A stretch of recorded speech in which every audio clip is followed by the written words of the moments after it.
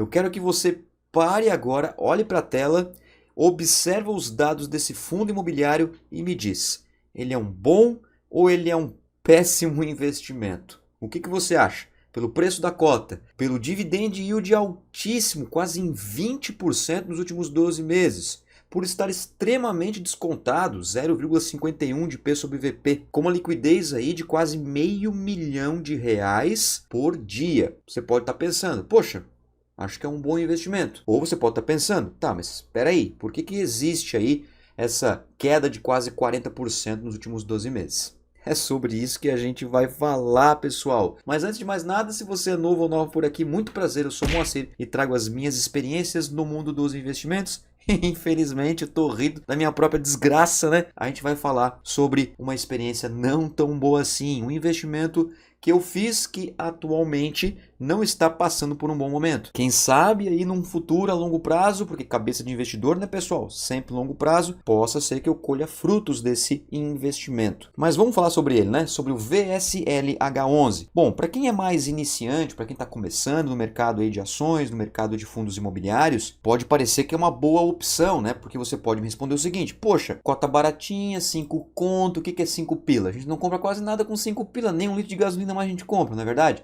19,70 de dividend yield nos últimos 12 meses. Meu Deus do céu, tá com desconto de 49%. P sobre VP está abaixo de 1, né? Porque o P sobre VP é aquele indicador que diz se o ativo está barato ou está caro. Liquidez aí me mostra que é um fundo que está crescendo, né? Pode ser, porque 1 milhão para cima é o mais recomendado, mas pode ser um fundo novo na bolsa, etc, etc. Você vai fazendo todas as análises, né? Você vai fazendo aquela análise, aquele pente fino. Mas fato é, pessoal, que o VSLH11, né? O Versalhes Recebíveis Imobiliários, ele é um fundo de alto risco. Tá? É o que a gente chama de High Yield. High Yield é um fundo de alto risco. Por ele pagar mais dividendos, você tem mais risco também neste investimento. Então é claro que não é aconselhado você ter uma carteira, por exemplo, só de VSLH11. Jamais. Você vai ter que tentar diversificar isso. Dá para ter o VSLH11 na carteira? Dá porque eu tenho. Mas ele faz parte de uma estratégia muito bem elaborada. Ele faz parte de uma pequeníssima porção ali da sua carteira, porque você está investindo num ativo que tem um retorno maior, só porque ele também tem um risco maior. Então saiba disso, isso é muito importante. Por isso que quando você tiver aí um ativo nas suas mãos para você decidir se vai ou não vai comprar, é importante você ler o relatório gerencial. Muito importante. Eu já deixei ele aqui prontinho para nós analisarmos. Tá, mas beleza, mas Mo, como é que eu chego nesse relatório gerencial? Eu vou te dar a dica do seguinte, ó, statusinvest.com.br, daqui a pouco eu vou mostrar aqui a minha carteira em relação a esse fundo, até vou deixar aberto aqui uma aba. Entrou aqui, ó, vamos digitar VSLH11. Ó, vai aparecer aqui, vou clicar, vai abrir uma série de informações, você vai direto aqui em comunicado, ó, tá vendo? Ó, essa aba aqui, ó, comunicado, clica nele, vai lá para baixo direto e vai em relatórios,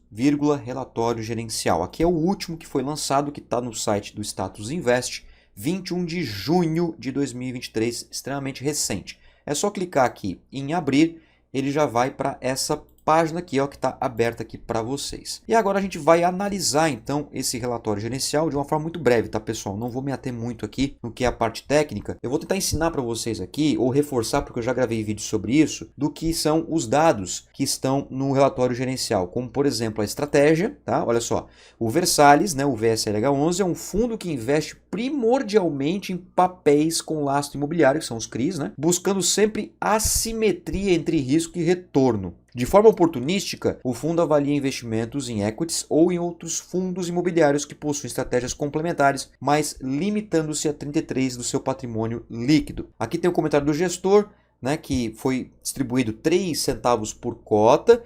Apesar de ser um fundo que está caindo, ainda ele está conseguindo entregar algum dividendo. E aqui embaixo, pessoal, já está escrito, ó, a receita apurada em regime de caixa dos CRIs no mês de abril é explicada pelo não recebimento das operações inadimplentes CRIs GPK1, GPK2, Resort do Lago Parque, Brasil Parques, Gran Viver e EDA, concessão de carência de pagamento das operações CRIs e ao fato do mês de abril apresentar apenas 18 dias úteis para apuração de juros. Então o gestor está dizendo aqui que deu ruim. É isso que ele está falando aqui na nossa linguagem. Deu ruim. E por que para nós aqui é importante isso, galerinha? Porque, por exemplo, ó, quando você está aqui nessa página do Investidor 10 e você pensa o seguinte, poxa, eu acho que eu vou investir no VSLH11. Apesar da queda, mas está apresentando bons resultados, digamos assim, né? Um dividend yield de quase de 20%, um P sobre VP baratíssimo, né? Tá 0,51. A cota dele de fato aqui, ó, vale 9,84. Tô estourando, vou levar isso aqui barato. Leia o relatório gerencial, porque quando você lê o relatório gerencial, quando você vai para a parte aqui, ó, dos CRIs, tá? Aí que tem todo o portfólio, né? A distribuição por região e tudo mais. Você pode ler depois. Aqui na parte dos CRIs, né, do portfólio em relação aos CRIs, eu vou ter que colocar a minha tela um pouquinho mais para cá para aparecer. Veja que o rating, né, a maioria deles estão vermelho. Vem tá com bolinhas vermelhas, ó. Tá com bolinhas vermelhas.